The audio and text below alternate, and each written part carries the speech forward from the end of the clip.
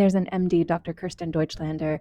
She's a medical doctor who's studied medicine for over 20 years. She actually became a doctor of traditional Western medicine, Chinese medicine, homeopathy, acupuncture, phytotherapy. 20 years she was studying to become a doctor in all these methods. And then she realized that without a healthy mind and a healthy psyche, there's really no cure. So then she became a psychotherapist. She trained in trauma therapy, EMDR, spiritual healing, etc.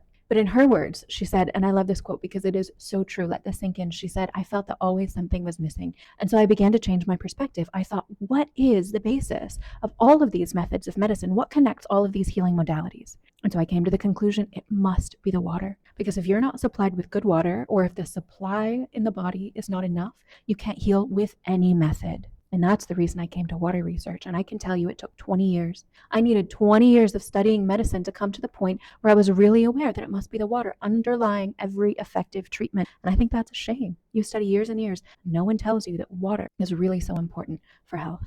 So you see, hydration can't just be an afterthought, my friends. In a body that's 70% water by volume and 99.9% water molecularly, caring for your waters is the origin of health. So it's time we start listening to these doctors devoting their lives to this research. In this series, we're going to be taking a root cause look through an aquatic terrain lens at chronic pain, indigestion, Alzheimer's, mental health, stress, anxiety and depression, stubborn weight gain, cardiovascular disease, asthma and allergies, and more. So drop me a comment and let me know which health concerns in particular that you would like me to address from a water perspective.